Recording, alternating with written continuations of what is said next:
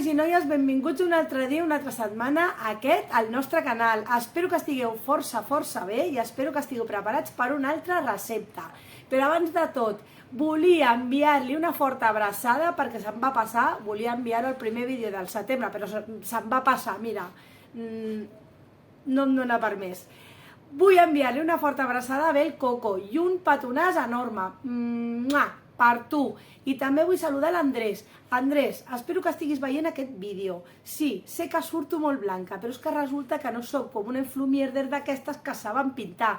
Faig el que puc, però et prometo que intentaré millorar. Bé, dit tot això, què estarem fent avui? Doncs bé, com us he posat al títol, avui estarem fent un tortell de nata de senyor de Barcelona. Per què? Perquè aquesta recepta li dedico al Marc. Un petonàs per tu també. I per què ho dic? Perquè segons el Marc, els senyors de Barcelona, quan van a dinar a casa dels sogres, passen per la pastisseria i compren un tortellet de nata. Sí que és veritat, és molt típic, però em va encantar això de tortell de nata de senyor de Barcelona. Així que volia dedicar-t'ho, Marc. No m'enrotllo més, recepta senzilleta, tortell de nata. Som-hi!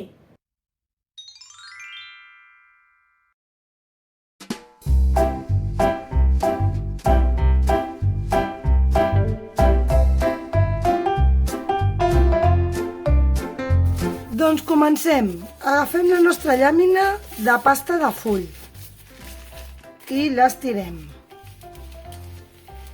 Jo en aquest cas, com vull fer un tortell, m'interessava trobar una llàmina rodona, però estava buscant una llàmina de pasta de full que fos amb mantega perquè ens anés millor al créixer, i no l'he trobat rodona, l'he trobat quadrada, però no passa res, perquè utilitzaré això per tallar-ho.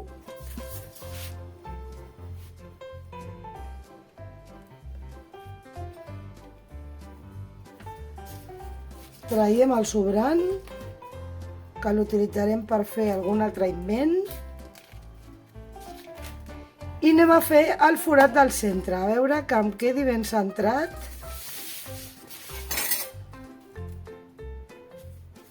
Crec que més o menys. I fem el mateix, tallem.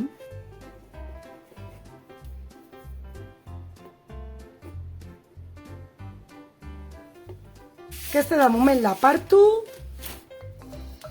i agafem l'altra llàmina.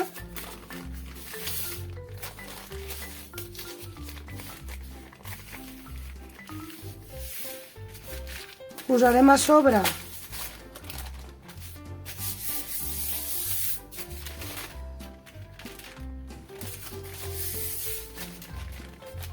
la llàmina que hem tallat abans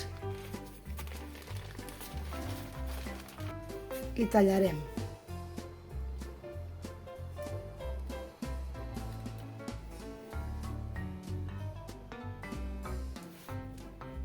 Ho posem a la safata. Ho pintem una miqueta amb ou batut. Jo ja tinc el forn precalentat a 220 graus. I el temps, doncs el temps us el diré després, quan hagi sortit. Unes quantes ametlles per donar-li una mica més de gràcia. I ens anem al forn.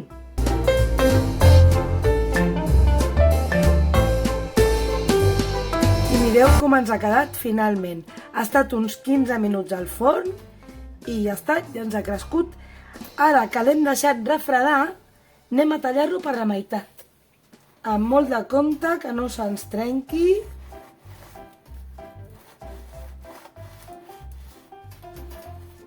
I ja el tenim aquí separat. I ara hem de muntar la nata perquè l'hem de farcir.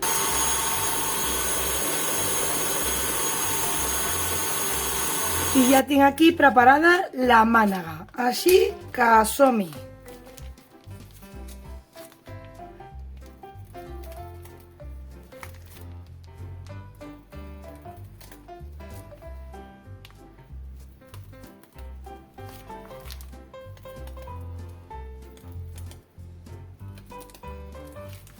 I ara que ja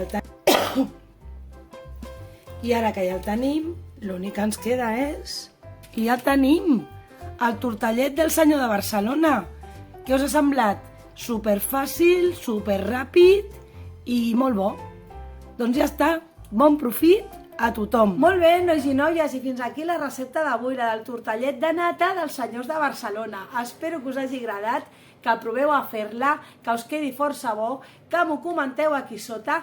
I per cert, Marc, espero que vegis aquest vídeo i que em posis un comentari, perquè em farà moltíssima il·lusió, si us plau, perquè no em puc treure del cap la conversa que acabem tenir del senyor de Barcelona. I per això et volia dedicar el vídeo. Així que dit això, posa un comentari, sisplau.